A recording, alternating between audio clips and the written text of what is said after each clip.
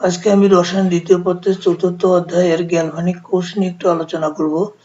আমরা এখানে গ্যালভানিক কোষটা দেখতে পাচ্ছি। এই কোষের ডান পাশে যে ইলেকট্রোডটা আছে একক তড়িৎদ্বার, ডান পাশে যে একক তড়িৎদ্বার বা ইলেকট্রোডটা আছে সেখানে 1m solution of silver nitrate, এখানে 1 মোলার সিলভার নাইট্রেট দ্রবণ আছে এবং বাম পাশের যে ইলেকট্রোডটা আছে তাতে আছে 1m copper nitrate cupric nitrate দ্রবণ।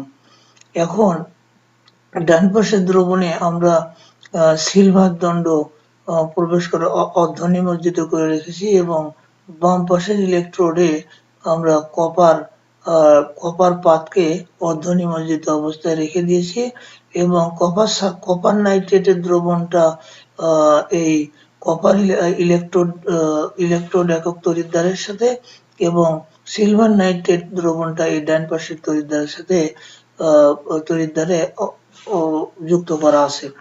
এখন একটি উল্টো ইউ আকৃতির কাচ নল যাতে সোডিয়াম নাইট্রেট আগার সহ সোডিয়াম নাইট্রেট দিয়ে এই উল্টো ইউ আকৃতির নলটা পরিপূর্ণ করে তার মুখে পোরাস প্লাগ অথবা এইখানে আমরা তুলো দিয়েও সিপি দিতে পারি, দিয়ে আটকে দিয়ে এটাকে আমরা উভয় দ্রবণে আয়নের সমতা রক্ষার জন্য দিয়েছি। এটাকে বলা হয় সল্ট ব্রিজ বা লবণ সেতু।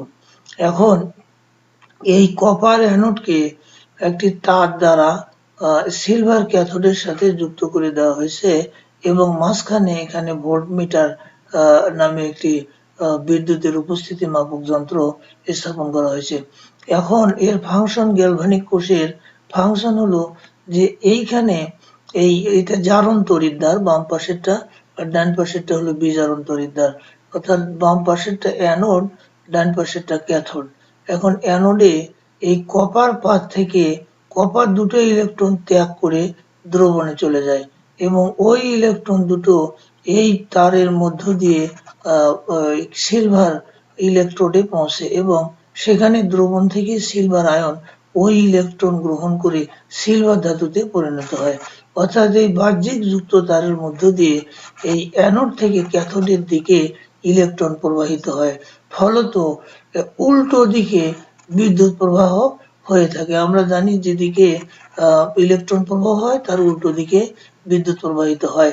তাহলে এই কপার থেকে ত্যাগকৃত ইলেকট্রন বাহ্যিক তারের মধ্য দিয়ে অ্যানোড থেকে ক্যাথোডের দিকে যায় এবং বিদ্যুৎ প্রবাহ ক্যাথোড থেকে অ্যানোডের দিকে প্রবাহিত। সেটা এখানে চিত্রে দেওয়া আছে যে ফ্লো অফ ক্যাটায়নের প্রবাহ অর্থাৎ ইলেকট্রন প্রবাহ আর ফ্লো অফ অ্যানায়ন্স অর্থাৎ এই দিক দিয়ে তড়িৎ প্রবাহিত হয়। এইভাবে এই কোষটা রাসায়নিক বিক্রিয়ার মাধ্যমে বিদ্যুৎ উৎপন্ন করে।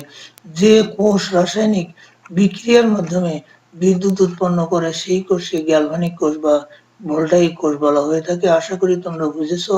আজ এ পর্যন্তই। আল্লাহ হাফিজ।